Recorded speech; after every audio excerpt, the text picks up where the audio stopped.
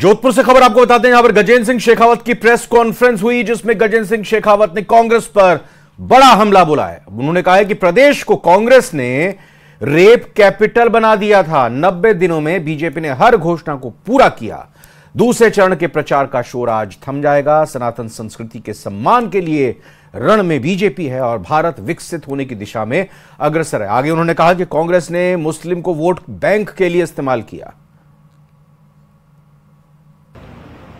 कि देश के संसाधनों पर पहला हक जो है, देश की संपत्ति पर पहला हक, वो अल्पसंख्यक समुदाय के लोगों का है। और कांग्रेस पार्टी के इस मानसिकता ने एक बार फिर तुष्टीकरण की राजनीति और मुस्लिम समाज को एक वोट बैंक के तरह देखते हुए उन्होंने जिस तरह से हमेशा ही आचरण किया है और चुनाव जीतने का हथियार बनाया है, हम इसके खिलाफ जो वर्षों से लड़ाई लड़ रहे थे, आज उनका चेहरा एक बार फिर दुनिया के सामने बेनकाब हुआ है। हमने देखा कि अभी हाल ही में कांग्रेस पार्टी के घोषणा पत्र में जिस तरह से आर्थिक और संपत्ति के सर्वेक्षण के बारे में चर्चा की गई है और घोषणा पत्र में ये लिखा गया है कि कांग्रेस की सरकार बनने पर हम socio economic and caste census करवाएंगे। और इसी के कंटिन्यूएशन में सैम पित्रोदा साहब जो गांधी परिवार के और विशेष रूप से वर्तमान में राहुल और सोनिया जी के, राहुल जी और सोनिया जी दोनों के एडवाइजर हैं और दोनों ही केवल और केवल उन्हीं की बात मानते हैं। उन्होंने अपना वक्तव्य देते हुए कहा कि अमेरिका में जिस तरह की व्यवस्था है कि जो पैतृक संपत्ति है, व्यक्ति जो अर्जित करता है, मरणोपरांत उसकी संपत्ति का हिस्सा 55% देश के लोगों में बांट दिया जाना चाहिए। 45% हिस्से पर ही केवल उसके परिवारजनों का अधिकार है। यदि आपके पास में शहर और आपके गांव में 2 मकान है, भारत के भाग्य का वो सूर्य जो 500 वर्ष पहले राम मंदिर को तोड़ने के समय और राम मंदिर को बाबर की सेनाओं ने तोड़ करके जब बाबर के सेनापति मीर बाकी ने उस विवादित ढांचे को एक मस्जिद का स्वरूप दिया था जिसमें कभी नमाज नहीं पढ़ी गई, लेकिन उस दिन से मैं जिम्मेदारी से कहता हूं कि उस दिन से भारत के भाग्य का सूर्यास्त हो गया था। और भारत के भाग्य का सूर्यास्त के बाद ये जो बीजेपी नेता और एक्ट्रेस कंगना रनौत आज जैसलमेर में बीजेपी प्रत्याशी के समर्थन में रोड शो में व्यस्त हैं। वहीं कांग्रेस नेता करण सिंह उचियार्डा ने कंगना के रोड शो पर तंज कसते हुए कहा कि कंगना के आने से राजपूतों की नाराजगी दूर नहीं होगी। रूपाला के बयान पर बीजेपी को माफी मांगनी चाहिए। आपको बता दें कि कंगना ने कल जोधपुर में गजेंद्र सिंह शेखावत के समर्थन में रोड शो किया था। 26 अप्रैल को जोधपुर में वोटिंग होनी है। धुआंधार प्रचार तमाम पार्टियों की तरफ से चल रहा है। अपने हाल ही में देखा कंगना रनौत भी रोड शो गजेंद्र सिंह शेखावत के पक्ष में करती हुई नजर आई थी। करण सिंह उचियार्डा का एक भव्य रोड शो कुछ ही देर में शुरू होने वाला है। कांग्रेस की तरफ से चुनावी ताल ठोक रहे हैं, उनसे हम बात करते हैं। करण सिंह जी, कंगना को बुलाया गया यहाँ पर प्रचार करने के लिए गजेंद्र सिंह शेखावत के लिए? मेरे को पता चला है, कल मैं शाम को मेरी मीटिंग में जा रहा था तो एक मंच पे 20-30 लोग थे। कोई कह रहा था यहाँ कंगना रनौत आ रही है। भाई यहाँ तो हम लोग बहुत हैं प्रचार करने के लिए। कंगना जी अगर जाकर के रूपाला जी के पास जाके कुछ कहती कि रूपाला जी आपका दिमाग ठीक नहीं है क्या बोल रही हो आप, तो अच्छा लगता। यहाँ आकर के वो अपने आप को रनौत कहती है और जो लोग क्षत्रिय समाज के और जो जिसने पूरे हिंदुस्तान को बनाए रखा, जिन्हें हिंदुओं को बनाए रखा, जिन क्षत्रिय समाज ने, उसके लिए गलत कमेंट्स करने वालों के पक्ष में समर्थन करने आती है, तो मुझे तो मैं तो इसकी निंदा करता हूँ। राजपूतों का जन्म ही राजस्थान से हुआ है, मेरे खून में राजस्थान का डीएनए है, वो क्या कह गई? आपके खून में डीएनए है तो जो राजपूत के खिलाफ, राजपूत में मैं कास्ट की बात नहीं कर रहा हूँ। क्षत्रिय जब लड़ता था तो राष्ट्र के लिए लड़ता था, वो राजपूत के लिए कभी नहीं लड़ा है कोई क्षत्रिय। हमारी 3 पीढ़ियां एक दिन में बाप, बेटा और पोता ने माथा दिया है, सिर दिया है, तो समाज के लिए दिया है, मतलब राष्ट्र के लिए दिया है। तो कंगना जी थोड़ी बहुत तो आप में होता तो आप रूपाला जी को जाके कहती, आपकी पार्टी को कहती उसको विड्रॉल करो, और वो नाक रगड़ के माफी मांगे समाज से।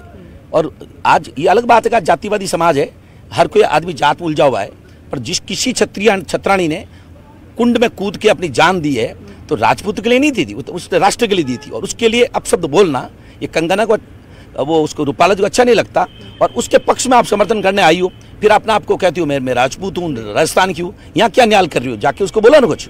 आप अभी रोड शो करने वाले हैं, क्या प्रचार, क्या फीडबैक मिल रहा है? बढ़िया मिल रहा है, आपको खुद को भी लग रहा होगा। तो सारा आपका कांग्रेस का खाता खुलेगा 100%। चलिए, बहुत बहुत शुभकामनाएं। Thank you very much. तो करण सिंह उचाना को आप सुन रहे थे, जो साफ तौर पर यहाँ पर जीत का दावा कर रहे हैं। उनका कहना है कि रूपाला का जो स्टेटमेंट था वो बीजेपी के लिए नुकसान देने वाला है। कंगना रनौत चाहे सेलिब्रिटी हो, यहाँ पर कुछ भी बयान देके चले जाए, लेकिन जनता उनके, राजपूत उनके बातों में नहीं आने वाले। कैमरामैन अनिल के साथ अनुराग सक्सेना, जोधपुर। और गजेंद्र सिंह शेखावत का आज जोधपुर में रोड शो हो रहा है, दूसरे चरण का रण, जिसमें दिग्गजों का प्रचार जोर शोर से हो रहा है। आज चुनाव प्रचार का शोर राजस्थान में थम जाएगा।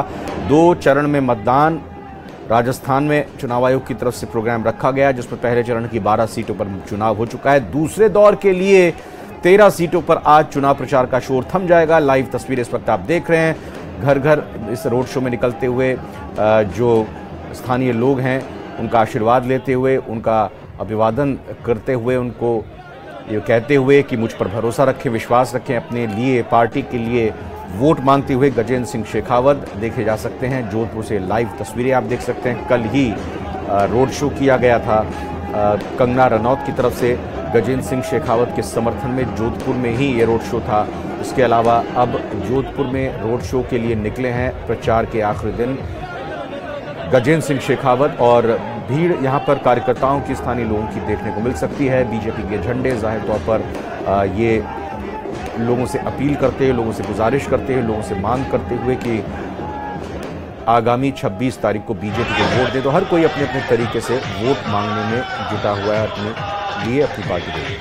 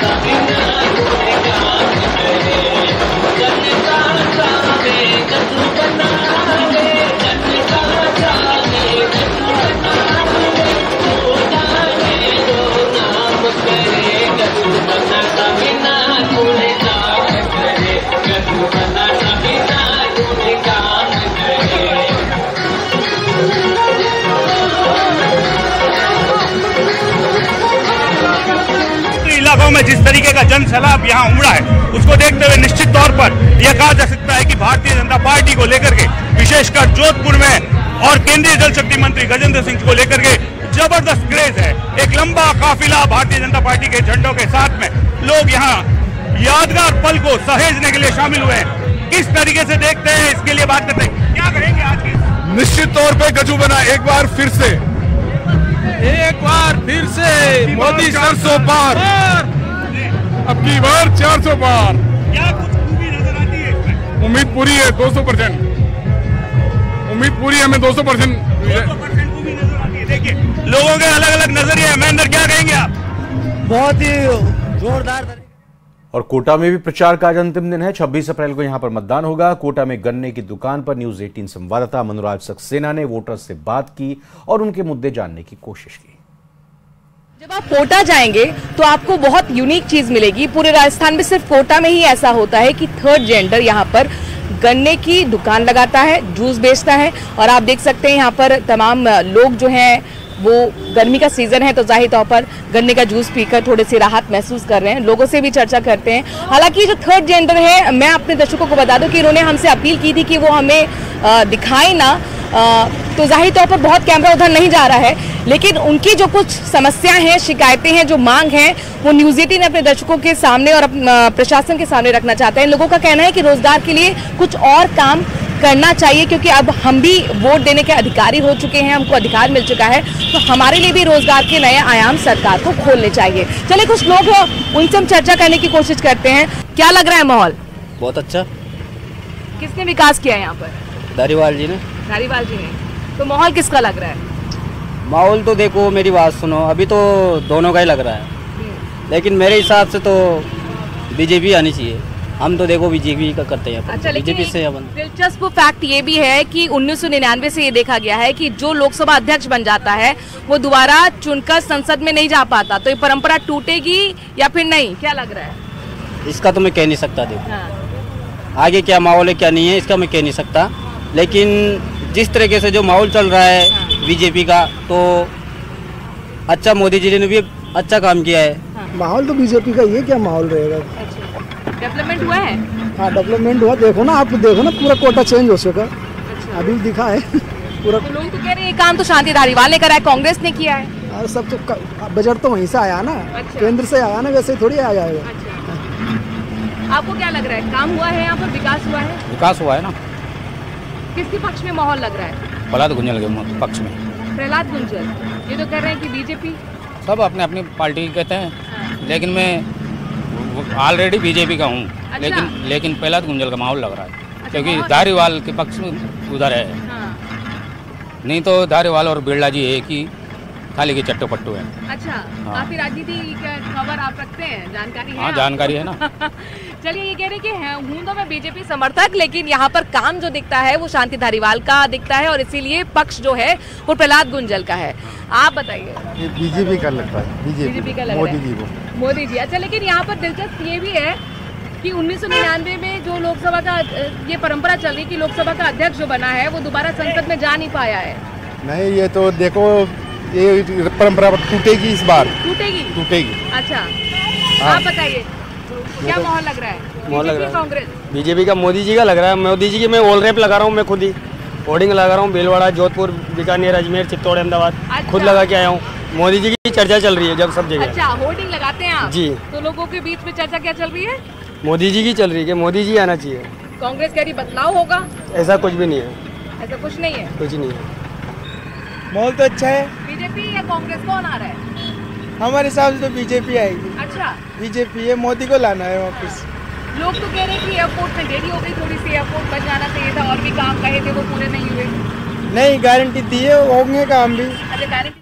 भीलवाड़ा से खबर, जहां मुख्यमंत्री भजनलाल शर्मा बूथ बैठक से रवाना हो चुके हैं। गन्ने की जूस की दुकान पर वो रुके। मुख्यमंत्री भजनलाल शर्मा ने गन्ने का जूस पिया। गन्ने की चरखी चलाने वाले परिवार से भी बातचीत की। उन्होंने इस दौरान गन्ने के जूस का भी लुत्फ उठाया। तो कुछ देर गन्ने की चरखी चलाने वाले परिवार से बातें की। मुख्यमंत्री ने उनका हालचाल जाना। भीलवाड़ा के बीजेपी प्रत्याशी दामोदर अग्रवाल इस दौरान उनके साथ रहे। आज दामोदर अग्रवाल के लिए प्रचार करने के लिए मुख्यमंत्री भीलवाड़ा आए।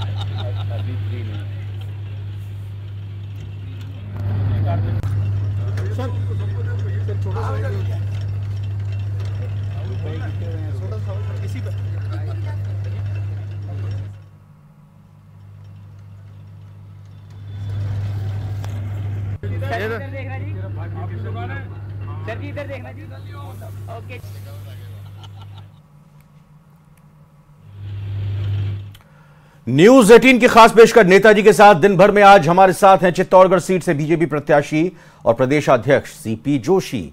इस दौरान सीपी जोशी से चुनाव के लिए रणनीति और कामकाज को बारीकी से जाना।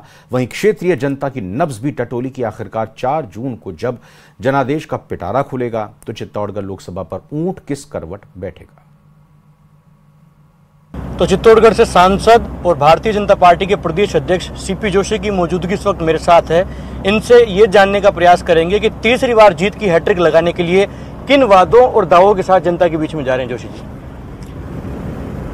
देखिए, मैं कह सकता हूं कि 10 सालों में जनता का विश्वास, आशीर्वाद, समर्थन इस बात पर है कि 10 वर्षों में जो काम हुआ है नरेंद्र मोदी जी के नेतृत्व वाली सरकार में, वो 55 साल में कोई नहीं कर पाया। और वो सिर्फ रिकॉर्ड में नहीं है, धरातल पे है। चाहे रेलवे हो, चाहे हाईवे हो, चाहे ग्रामीण सड़कें हो, चाहे एयरपोर्ट का काम हो, चाहे मेडिकल कॉलेज हो, हेल्थ सेक्टर हो, चाहे एजुकेशन सेक्टर हो, चाहे जनजाति क्षेत्र को नया नोटिफाइड कराना हो, चाहे जल जीवन मिशन हो, ऐसे कई काम हैं, चाहे फोर्ट का डेवलपमेंट हो, स्पिरिचुअल सर्किट बनाना हो। अब ये देखिए कि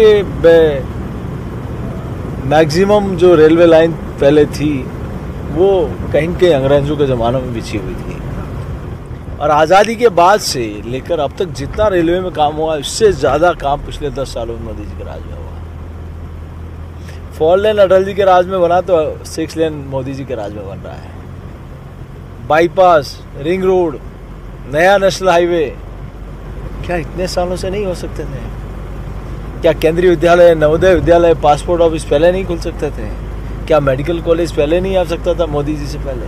क्या नया कृषि विज्ञान केंद्र इतने सालों में नहीं आ सकते थे? तो ये मैं कह सकता हूँ, फसल खराबे का कानून हम सब लोगों की मांग पर माननीय प्रधानमंत्री जी ने संसद में कानून को बदला। आज़ादी के बाद किसानों के लिए कोई बड़ा कानून में बदलाव किया, जहाँ 50% खराबे से उसको घटाकर 33% खराबा किया, और उसका फ़ायदा ये हुआ कि 55 साल में फसल खराबे का मुआवजा जितना किसान को नहीं मिला उतना 10 साल में मिला है।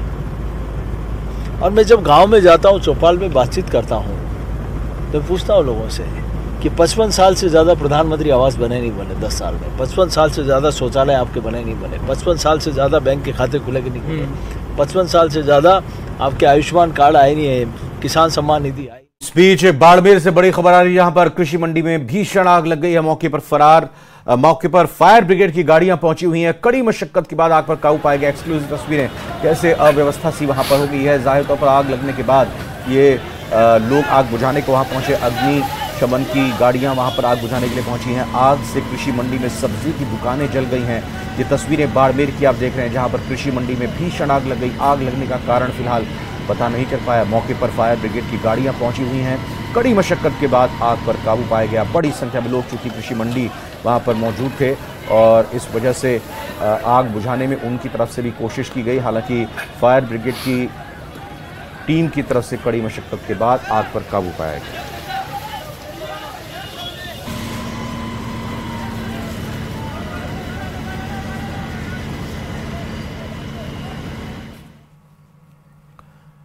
अजमेर रोड पर और यानी जयपुर अजमेर रोड पर चलती कार में आग लग गई। पेट्रोल पंप वाले बालाजी के मंदिर के पास कार में आग लगी। कार में आग लगने से हड़कंप मच गया। स्थानीय राहगीरों ने पुलिस को इसकी सूचना दी। लपटों से घिरी कार को देखकर ट्रैफिक भी बाधित हो गया।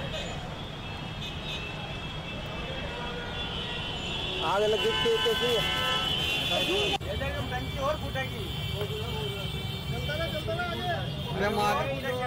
तो जयपुर अजमेर रोड पर चलती कार में अचानक आग लग गई। पेट्रोल पंप वाले बालाजी के मंदिर के पास यह कार में आग लगी थी। कार में आग लगने से हड़कंप मच गया। स्थानीय राहगीरों ने पुलिस को इसकी सूचना दी। लपटों से घिरी कार को देखकर ट्रैफिक भी बाधित हुआ। झुंझुनू से बड़ी खबर आपको बताते हैं, जहां पर सीबीआई को सौंपा जाएगा साइबर ठगी का मामला। महिला प्रोफेसर के साथ 7.5 करोड़ की ठगी हुई थी। डिजिटल अरेस्ट की शिकार हुई थी महिला प्रोफेसर। झुंझुनू साइबर थाने से फाइल पुलिस मुख्यालय में भेजी गई है। विदेशी बैंकों के खाते में पैसे भेजे गए थे। पुलिस ने करीब 200 बैंक खातों को खंगाला है। तो बड़ी अहम खबर आ रही है ये झुंझुनू से, जहां पर सीबीआई को साइबर ठगी का मामला सौंपा जाएगा। महिला प्रोफेसर के साथ एक बड़ी या यूं कहें कि 7.5 करोड़ रुपए की ठगी हुई थी।